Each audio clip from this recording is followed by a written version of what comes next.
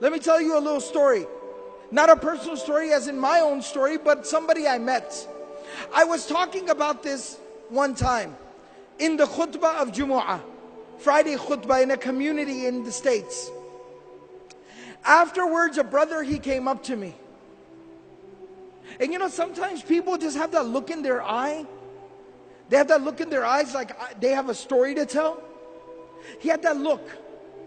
And he walked up to me and he said, brother, what you just talked about really personally hit home for me. And I talked about the death of Khadija, the death of Abu Talib. Such a serious thing. So I said, please tell me, how did it hit home for you?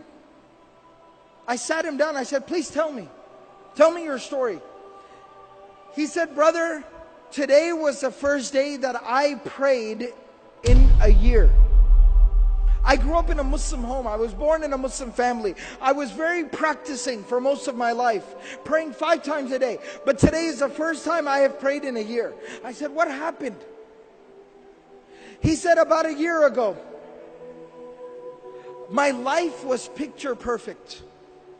You know, sometimes you have like a 5-year plan or a 10-year plan, your grand plan.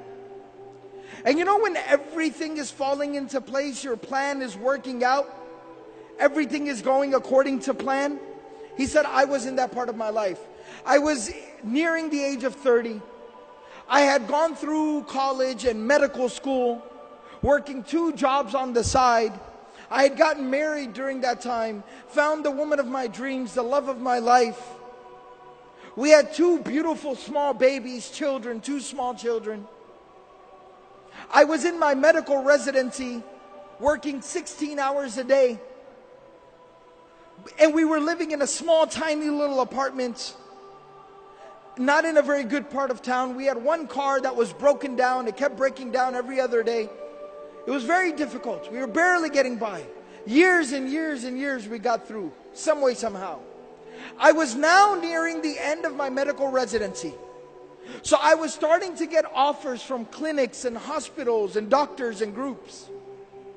Very lucrative offers, 6 figures. 6 figures US, big deal.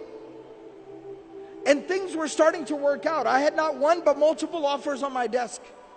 We had gone looking for nice homes so we could buy a house in a nice neighborhood, nice schools for our children. We went to the car dealership and we're looking at minivans and nice cars. Everything was working out. All our dreams were coming true. And he said, one day I came home a little bit earlier than scheduled.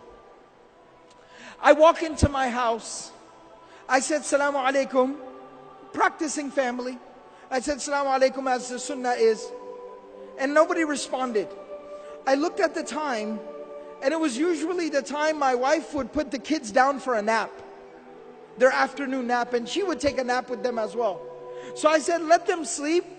I don't want to wake them up. I don't want to disturb them.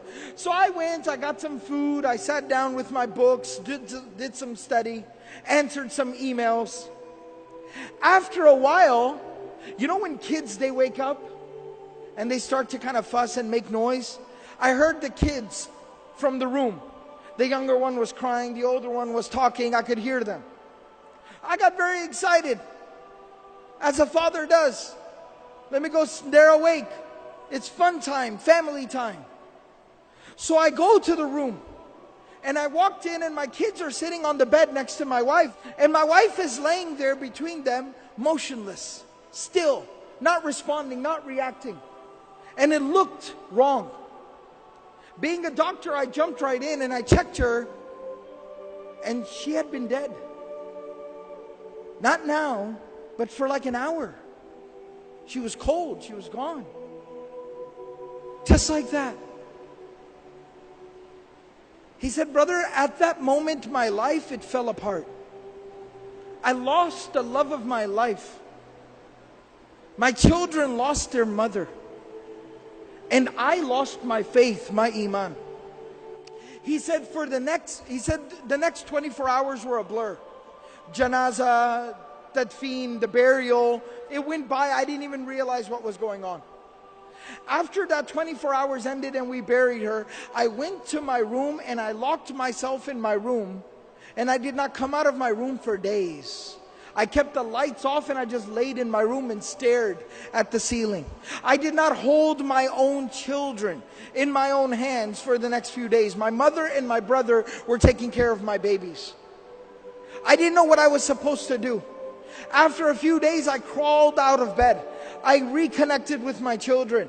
I tried to get back to work, figure out how am I supposed to work and take care of my kids. My mother and my brother, they helped me so much. Slowly but surely over the weeks and the months, I put my life back together again. I got back to work. I figured out the schedule for the children. And I started figuring things out, but there was one thing that was still missing. One thing I could not figure out. One thing I could not solve. My iman was gone. My faith had been broken. I stopped praying. I no longer had faith. I was struggling. And he said, my brother, who wasn't just somebody who just showed up and just told me what to do. You know, some people, when they give advice, they're never there for you. They never help you. They don't support you. They just show up and tell you what to do. My brother was not like that. He looked after my kids. He stayed awake with my babies when I had to go to the hospital for a call. He's somebody who took care of me and my kids. I respect him. I love him. And he's very pious, very righteous. He prays. He kept telling me every single day, brother, come on, you need to pray. Brother, come on, you need to pray. But I kept resisting and refusing. He said, this morning, today, he showed up at my house and he said, I am not taking no for an answer. Mother will watch the children. You are coming to the masjid with me. You will come to Jumu'ah. You will put your face on the ground before Allah subhanahu wa ta'ala and you will pray. You will make sujood. You will say Allahu Akbar and that hole in your heart will be filled. And he said, and I came to the Jumu'ah, the Friday prayer, I heard the khutbah and you were telling the story of the Prophet ﷺ, how he lost the mother of his children, how he lost the love of his life. And I found the answer to my question. It made sense to me again. Think about this. After going through so much tragedy, how does somebody continue? How does the Prophet ﷺ wake up the next day, go out there and preach harder than he did yesterday, work harder than he did ever before, knowing that he's going to come home to an empty home, knowing that he's going to come home to an empty bed, knowing that he's going to come home and have to look his children in the face and wipe the tears from their face that their mother is not coming back? How did he persevere? How did he continue? It was at that moment that Allah subhanahu wa ta'ala provided him a solution.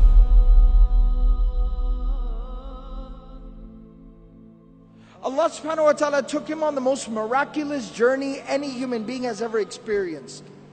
It is called the journey of Al-Isra wal-Mi'raj, the journey by night to Jerusalem, and then the ascension above the heavens. The journey by night to Al-Aqsa, and then the ascension above the heavens.